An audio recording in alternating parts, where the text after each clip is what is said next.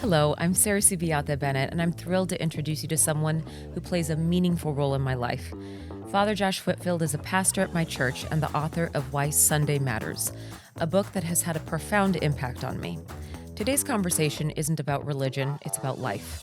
We'll talk about parenting, finding balance, and striving to be a better human. This is a conversation I've been eager to share, and I'm so glad you're here for it. Let's dive into this episode of Let's Talk Local.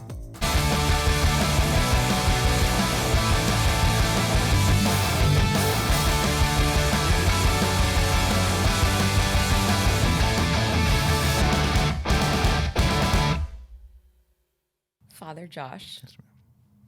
I'm grateful for you It's good to be here. making time to be here. I wanted to be really honest and transparent about this book that you've recently written. I purchased it some time ago. I got through maybe the first 3 chapters, and it was so upsetting to me because it hit a chord Right. that has been present in my marriage to Monty since the start of our marriage. It is where most of our big problems have risen from. And you have always been my voice of reason, of wisdom, so the fact that you and he were saying the same things was really painful for me. So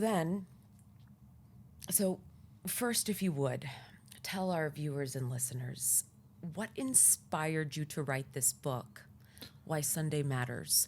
Because I'll share some personal things and ask you about many things that you've written in your book.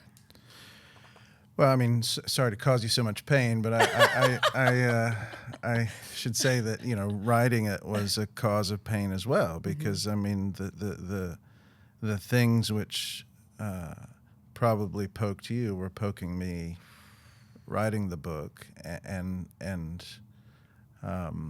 all good writing and good preaching even is at some level self-examination and even self-accusation, and so why Sunday Matters. I wrote that because I wanted to put down all in one place the reason for the twisted convictions I feel as an exhausted person, as an exhausted parent, that sense that something deep is not right with our rhythm, and I think it has to do with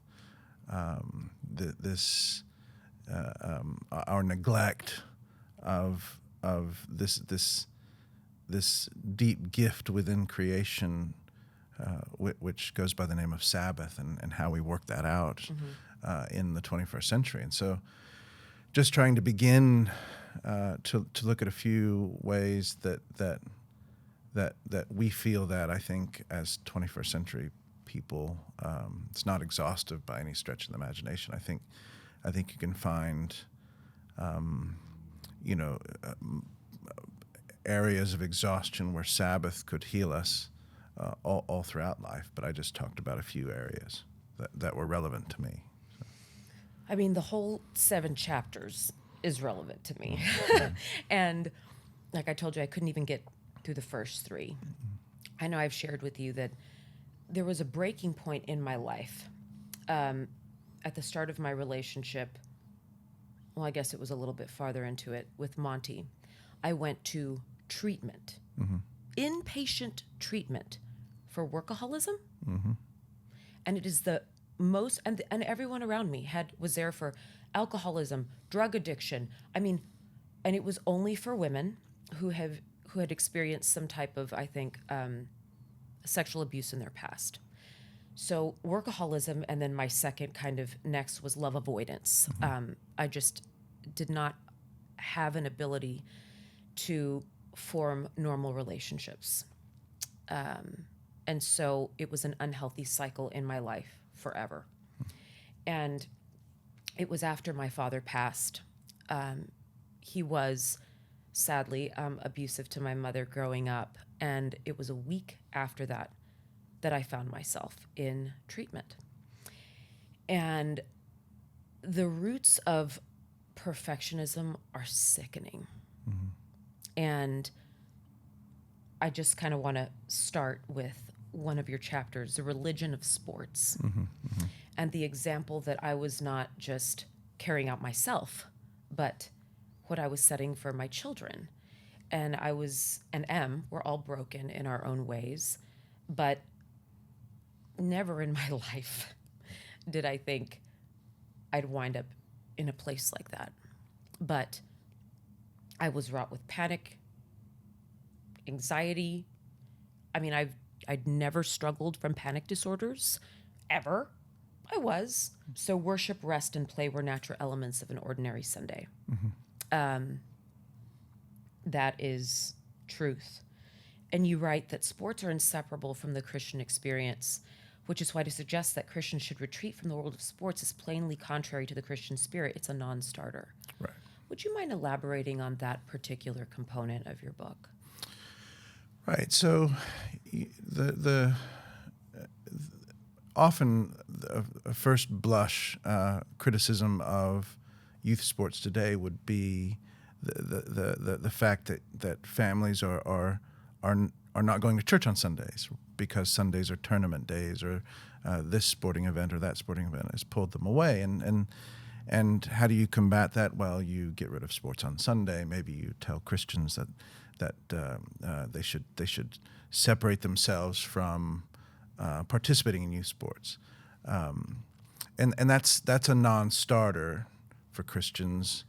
If you take a breath and think about it for a second, because of what sports and play can be in their full beauty. When played well, when engaged well, sports belongs to the whole development of the child and to the person. And if you see the history of if you explore the history of sports, you see that without Western Christianity, we wouldn't have sports today, right?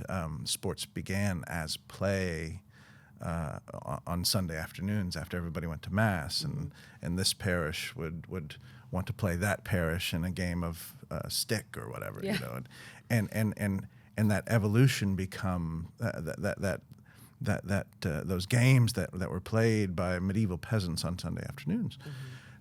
Evolved to become the sports we play today, and you see how sports has been in the aggregate a truly good thing for human beings, for society, for children developing. In the 20th century, the Catholic Church encouraged youth sports in Italy to fight fascism, but we've clearly turned youth sports into something it never should have become, and that is something like work. That is, we've turned sports into we've pushed it into the cult of achievement, to be something on the ladder toward whatever we consider success today. And in that, it's become its own business, and it's become something very exclusionary to kids who don't have the Can't means, afford it. right? And there are fewer kids playing sports today than there were 50 years ago. If you come across the word elite in youth sports, it simply means someone can afford it. It doesn't have anything to do with the quality of the athletics. And so clearly sports, even people who aren't religious or who have a religious understanding of the value of sports will tell you that something is wrong with the youth sports world today. In that it's not something that contributes to human flourishing or the flourishing of families, and so I would call it a crisis. And I do see it through that lens now.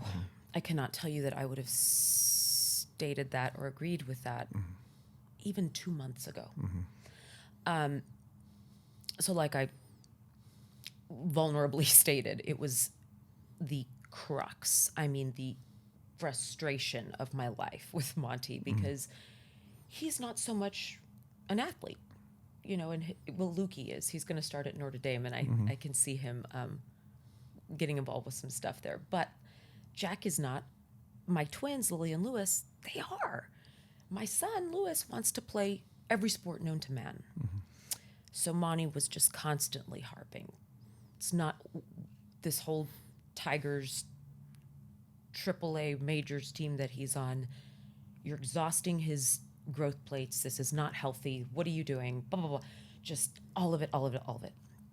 Fast forward. Many of my friends at St. Rita would hear me saying, oh, Monty's harping on them playing only one sport per season because it's just taking too much away from family time. We're not devoting enough to God. It's just, and I would say it with such frustration and bitterness towards Monty. And it wasn't until recently that I had been praying and praying and praying and praying. I've started this new thing, David Spirituality, fasting Wednesdays, Fridays.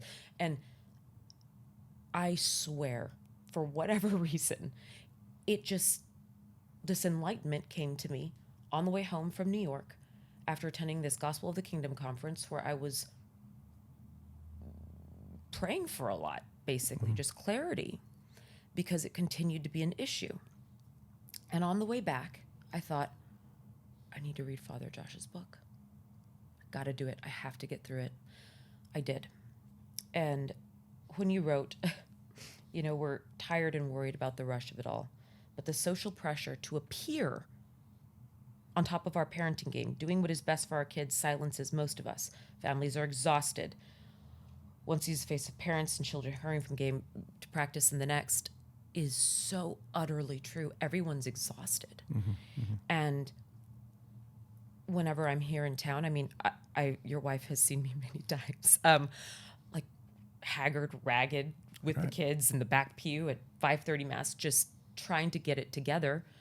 And it's exhausting. So this year, to the chagrin of my daughter at this point, I'm like, baby, you have to choose between cheer and volleyball. Same thing with Lewis, buddy. You can't play baseball like you're wanting to. I know you love the sport and football because we have 4 kids and it's not doable. It's we can't make time for God in the way that I believe we must. And so when we landed from New York and I broke this news to Lewis first, he said, and he was over there at that conference, he said, Mommy, I've been praying to God to allow me to have more time with God. And I believe that this is right. And he's like, I'm really sad I'm not going to play football, but you're right. Something has to give, and I can't give in my relationship with God. And I was not ever this type of like prayerful woman. I think this happened after my father died. And my mom died earlier this year, which you know, and just a lot more grips me when I see these heroes and parents who recently lost their kids at Mystic Camp. I think to myself, my goal as a mother is to get myself to heaven, God willing, my husband, but my children. And you say that it's a demonic goal to leave a person with nothing entirely and eternally empty. And I couldn't agree with that more. Could you, if you're willing, expand upon kind of a screw tape letters space where there's a lot of spiritual warfare working against us today? I mean, I believe it's a crisis. And I was brainwashed to think, no, I'm a good mother. This is community. This is how this is what we do as parents. This is how we nurture and foster their love. But at what expense? We want our kids to get to heaven. Period. Right. Yeah, I mean, it's all. I mean, I feel you. I, as a parent and as a priest, a lot of this comes from conversations I would have on the sidelines at soccer games. You Yeah. know, you'd be there at 8 a.m, and most families there are on their first game of 4 or 5 or 6, and sometimes mom's got to go this way, dad's got to go this way. The anxiety was palpable, and what struck me is that when you would have an individual conversation with mom here or dad here, we would all express the same sort of anxiety, but we would fail when we would come together, because we would imagine this collective peer pressure against us as parents to be perfect parents, and I think that's what drives us, or part of what drives us to be constantly active, because we want to feel ourselves, and this is a good motivation, that we're doing right by our kids, that we're not allowing them to miss out on good stuff. But then there's that sort of, and I can admit it as a parent myself, that sort of pride thing. I need Sarah to know that I'm a good parent too, and then that sits within a marketplace of this travel team, that elite team, and they'll take your money to help you feel like a good parent, and it just becomes constant, where the anxiety builds and the anxiety builds and the anxiety builds, and it gets to a point where you are drained to such an extent that you either crack, or that you go numb, or let's say that you limp on for decades, and your 11-year-old turns 21, turns 31, turns 41, and then you realize why.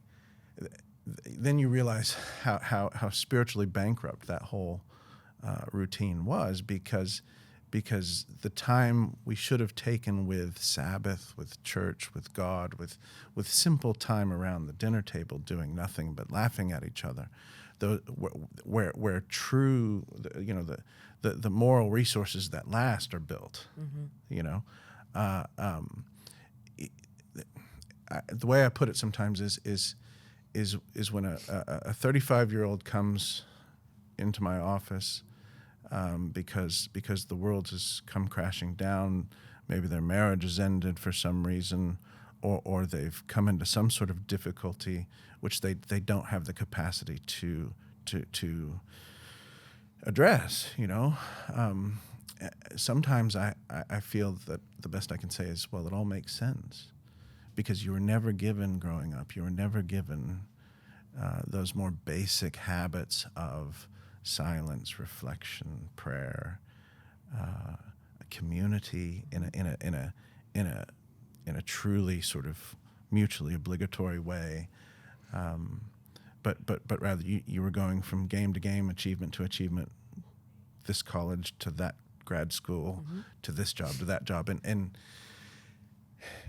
not to denigrate achievement, I mean, at all. I mean, that's all wonderful stuff. But if you don't have the habits, the spiritual and moral and philosophical and meditative habits that are required to be a human being, the world of achievement will crush you, and I see that all the time. It couldn't be more true. My identity was wrapped up in everything achievement related. And although my parents did the best that they could, right? We didn't have a lot. I had very humble beginnings. I think, my birth mother gave me up for adoption because she couldn't afford to keep me or feed me. So my parents adopted me, so I was raised an only child and separate from my siblings. My birth mother eventually became a citizen of the United States, but the home that I was raised in was very humble. But my parents, maybe because they were older parents and wonderful people, they had very permissive parenting habits. So my mother especially loved that I was good at singing at piano, top of my class, cheerleader, kind of the poster for what she was able to garner some type of confidence for herself through parenting an overachiever. And because they had these permissive parenting habits, something bad happened to me. I wound up pregnant in 10th grade. She had to take me for a termination. That was kind of the start of my decline. Kept it a secret my whole life until, I got to a space where I could talk about it, about permissive parenting, about her saying, no, you need to have sex before you're married so that you can, all these things. And again, no fault of mine as a teen, right? You just kind of, okay, yes, you're right. Right. Okay, you form your habits and your ways. And so I went on throughout my life. And in this school that I attended, it was a non-denominational school. They would always ridicule my mother specifically because she was Catholic. When I went to St. Ed's in Austin, I converted to Catholicism. And that's kind of where I started a baseline of healing for me to help reconcile a lot of damage that was done to me and that I brought upon myself. But it's interesting because my whole life was, right, it was that. That's who I was.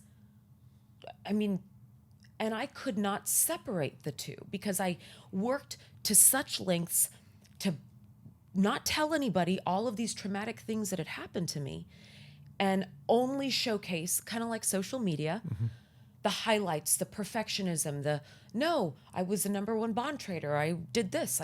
And it means nothing when you wind up in a treatment center for the number one addiction that is rooted in perfectionism. So I don't have a choice but to model differently for my kids because they are of me, they are from me, and I don't want them to make the same mistakes. So your book about, I want to even touch upon even the affluence bit if we can, and then the social, the technology piece even, because I am sick and tired of how people work to just showcase the perfect when we're all struggling to just live, to live. Yeah. And when we have these wake-up calls, Camp Mystic happening to us, and we're like, what do we learn from that? It is that family and allowing our kids to wind up spiritually healthy, that is the goal. And I can't wrap my head around how to express it or to scream it at the top of my lungs any more clearly because people are hurting and they're not wanting to talk about it. How do you suggest, or what age do you think is appropriate for kids? Because my boy Lewis, he's at Tigers, and that's an elite baseball team, right. But that's his passion. And at this point, 7th grade, okay, buddy, if you want to choose to play winter basketball and not play football, what does it look like in terms of growth plate care, appropriate care for one's bodies, parents not adhering to this constant life of busy? I mean, what do you recommend and suggest? Because clearly we have 4 kids within our blended family. It's different. And some parents are blessed enough to have 2 parents that love sports, right? And how does that fit in your narrative?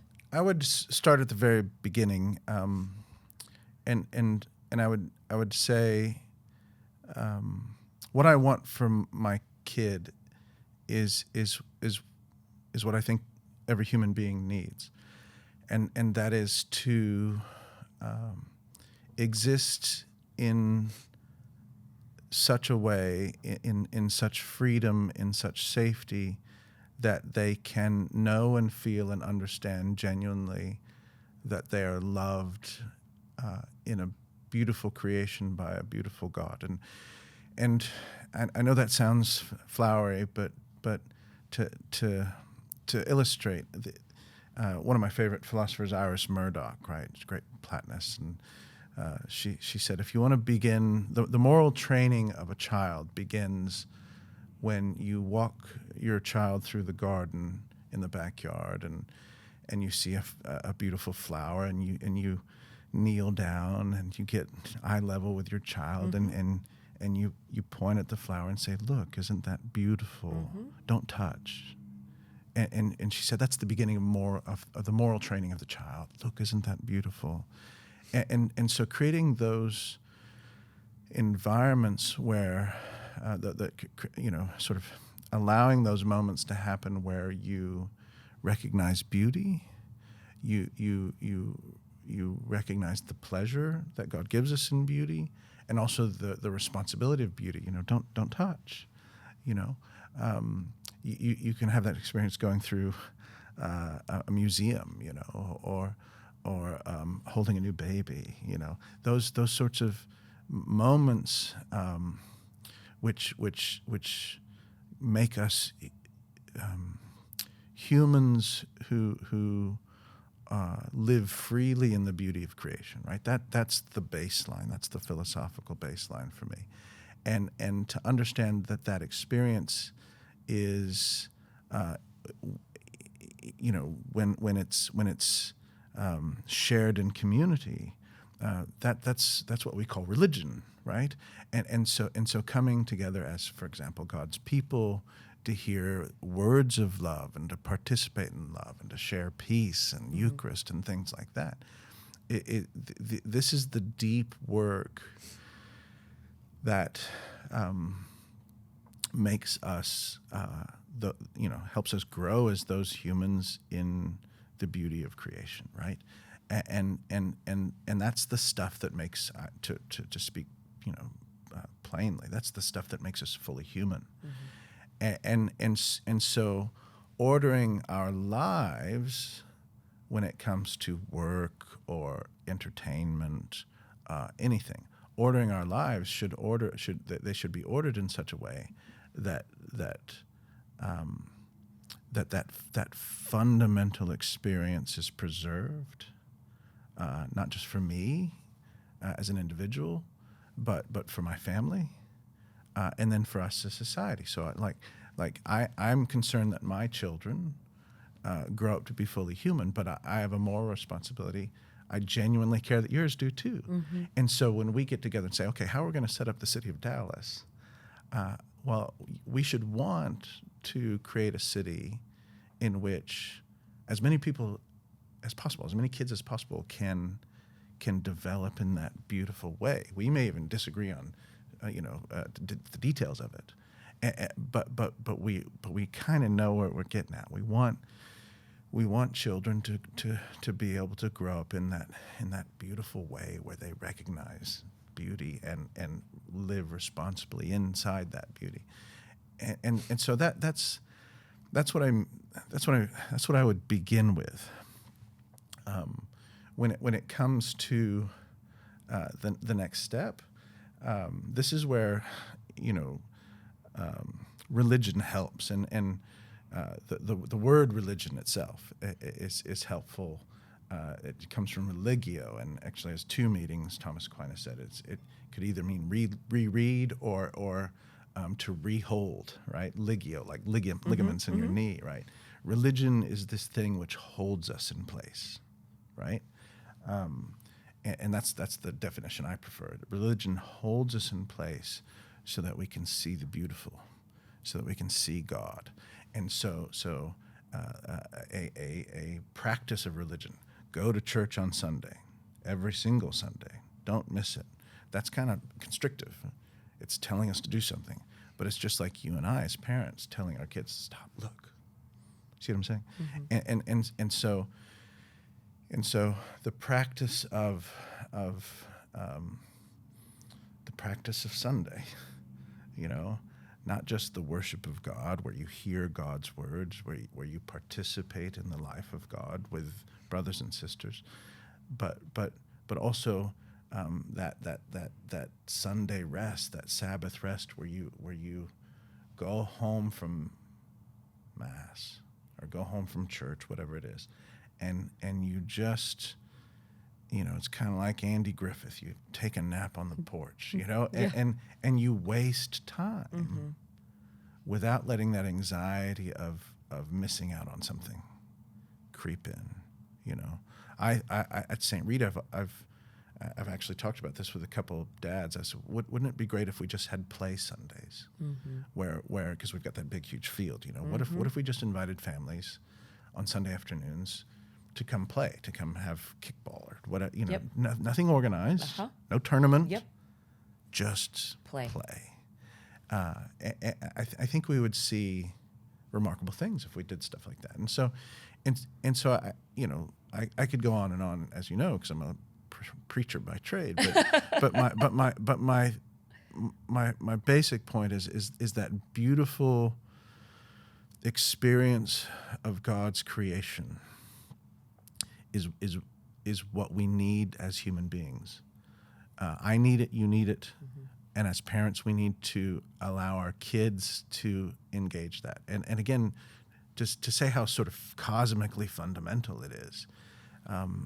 What I'm trying to describe is, if you go back and read Genesis, and every time at the end of the day when God created everything, when He created it, at the end of each day He looked at it and He said, "This is good.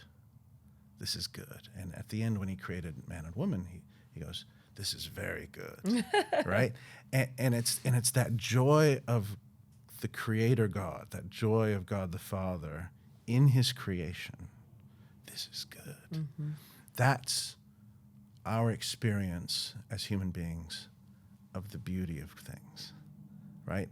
And we need that experience of the beauty of things to be human. And there's just something about the achievement cult that degrades that, right? And I think that's because God gives us these gifts for free. But we've mistakenly we think that we can grab it, and you can't. And it's that's the overachiever thing, And then it's tough because then I think to myself, the twins have to apply to Jesuit and Ursuline in 2 years, and Liliana's not going to have volleyball anymore on her resume, or she might in the spring, but Lewis isn't going to be playing football. Is that going to, all of these things you think, everyone else around me is allowing their kids to do all of these things. 100%. But then I think, you know what? At the end of it all, God's going to take care of the kids. If that's where He wants them to wind up, that's where they'll be. Liliana and I were leaving Boys and Girls Club yesterday. And she looked at me and said, I know my best friend, Margot. She's like, she's awesome. But whenever I went to Bradfield, there were some girls who were just really mean. And she said, why is it, Mommy, that the kids here are so much nicer?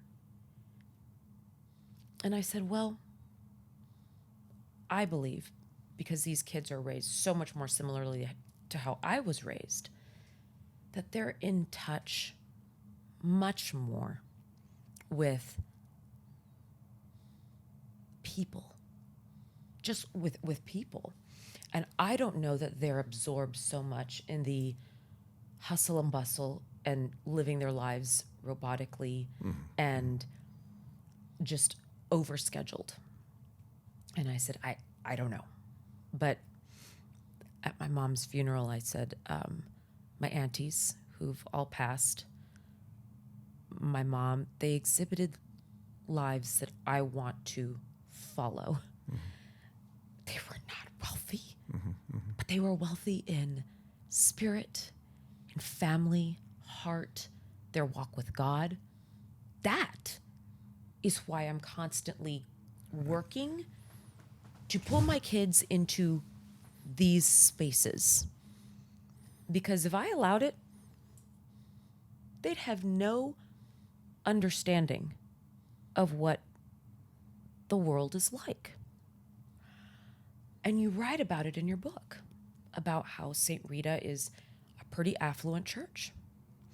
And the Amazon lady, right? The woman who works in the Amazon fulfillment center, and these conditions that people have to work in, all for the purpose of profit. And it's wrong. It's flat out wrong. But then I think, well, but I have guilt whenever I go look at a purse like Chanel, because I think that's wrong kind of too.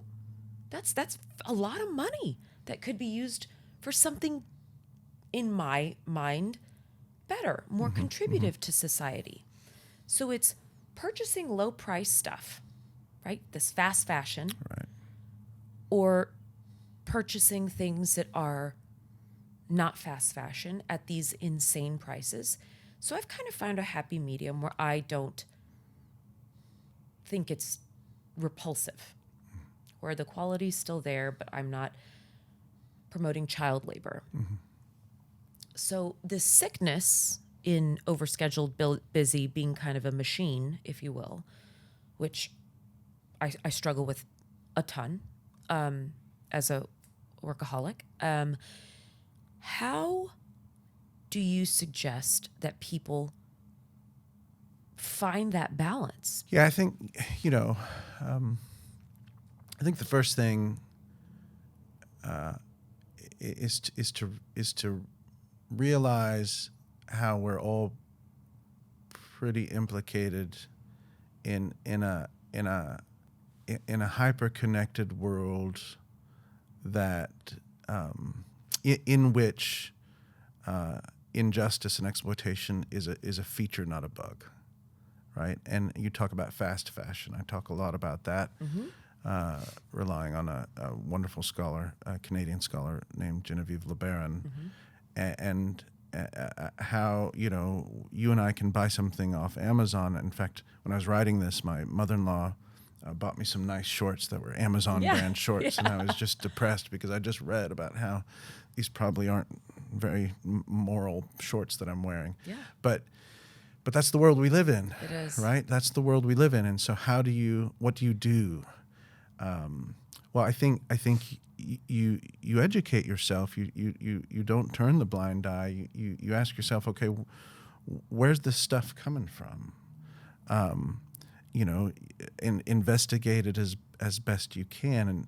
And, do I need to buy shorts from India just because they're cheaper? Yes, I'm saving $3, but why am I saving $3? And is that something we as blessed people should be doing, going for that bargain, right? One of my friends put it. He said we should do our best in our sort of world. We should do our best to shorten the supply chains, right? Shop local. Farmers markets are great things. That sort of stuff. And so if you recognize how we're all implicated in a really amazing global economy that can bring us shrimp from halfway across the world, or a T-shirt from halfway across the world that's really, really cheap, do we need to participate in that? I think the answer is, one, we have to participate in that, because there's extracting yourself from that is, I don't know how you do it, but I think knowledge is the first step, and then trying to sort of replace those things slowly with practices of shorter supply chains. It's the best we can do, I think. Yeah, I agree with that. Yeah. And I tried to sustain a business model for my Zuby's salsas and dips based on that. And it wasn't until I realized that our food supply system was inherently sick, because although I was Costco, Whole Foods, Sprouts, I mean, you name it across the country, the companies that were always going to do better and sell for more, higher multiple, are those that added preservatives to their products because the shelf life Right. is so important. And when I was away for 40 days and I was reviewing the financials of my company, and I thought, wow, the fact that China is the number one supplier of our garlic, and that's on lockdown right now, and that's 6x cost. And one of the ways to help this is to add additives and preservatives. No, Yeah. I refuse. I refuse because I started at the farmer's market in Dallas. I mean, and I loved it.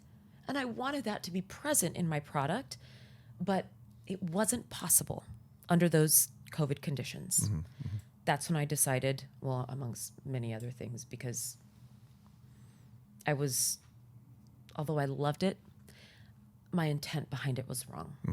I wanted to be able to hang my hat on a large exit, this, that, the other. And I was like, I just have to abandon that mentality in full.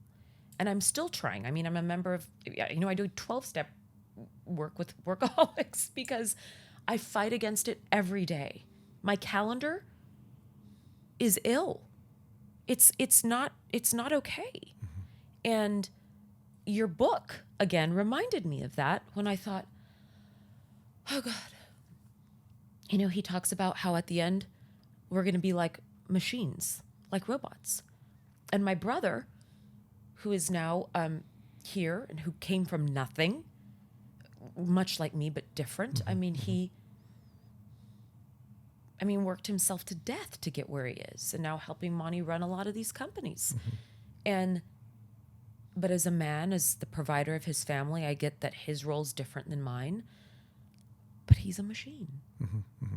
And we say it with such almost flattery. And that's why workaholics are so stressed, because it is the one addiction that is lauded and praised as excellent, and it's not. Yeah. And what my birth mom reminds me, it's a luxury to be treated for workaholism, because she drove a bus for Katie. She's a barber. She's always had at least 3 jobs because that's how she could provide for her family. So where is that balance, especially for people like my birth mom, my parents that raised me? That's how she put food on the table and raised them from poverty in Jimenez, Chihuahua to where my siblings and I are today. That is extreme poverty. That my siblings living in the back of the Circle K while she was working. I mean, that is rough. But she's right in saying, yeah, it's a luxury to be able to go be treated for that. Sure. Because that's how America was built. Where do you find the balance in that? Yeah, and I mean, my thoughts on that are, I think the extreme work that your mother put in, for example, right, under the conditions of poverty, there was a moral orientation to that work, a goal to that work, which was, I would suggest, more human, and that is mother feeding children, raising children, protecting children. The workaholism you find amongst the affluent, and the more educated a person is, the higher their income. The data shows they work longer hours, they work more, and the orientation there is something different, right? It is that sort of, as you said, we exalt the workaholic like we do a martyr. And we praise that figure, and we have this sort of strange admiration for the workaholic who doesn't crack, or even when they crack, right? And so and that's why Derek Thompson in his little book on work talked about workism as a religion, right? the work becomes the place of sacrifice, and that's how the workaholic. Well, you call it workism in workism, your book. yeah, but, workism. You know, that's, we yeah, call it workaholism in same my thing. program. Yeah. It's the same thing. And it's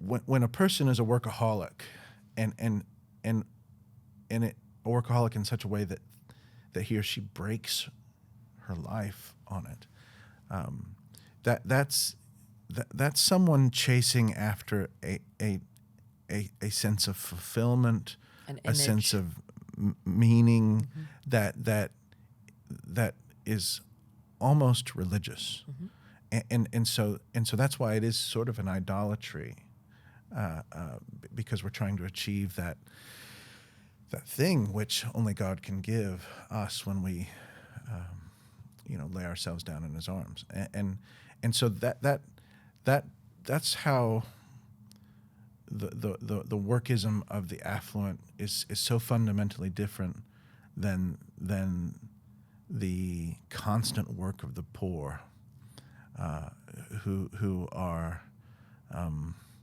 just trying to eat, and of course that both have their elements of tragedy and injustice. Of course. But I do think they're two different things. They are. Yeah. They are, and I'm glad that you drew attention to that. If we can migrate over to the social media technology space that you've written about, I've met your children in passing, and they make eye contact. They have a humanity about them, just a light in their eyes that I believe is special. I look at my kids and I kind of see it too. But I'm maniacal. I'm crazy about, they have no social media. It's good. I am. It's a good thing. I just don't want them to have input from a sick world about what they should be. Because as an adult, I am so predisposed to saying, nope, I got to get off because I can't do it. It's too negative. The input's bad. I'm not in a mental framework, right? We have all these abilities to understand where we are as adults. Kids don't have that. For the disconnectedness for children and adults, first addressing the children, how can you talk to people listening, viewers and listeners both, about what you encourage them to do with respect to limit setting and their devices? Right. Yeah. So, the technology world, the technological world we live in is beautiful, but also clearly frightening, and especially from a parent's perspective. And what I would say is that you have to think of technology, you have to think of smartphones, you have to think of social media, the way you think of smoking, the way you think of CTE. And what I mean by that is by now in the year 2025, the data is clear. The social science data is clear. The literature is there. There's no excuse for not knowing it. We know that social media is dangerous for young people.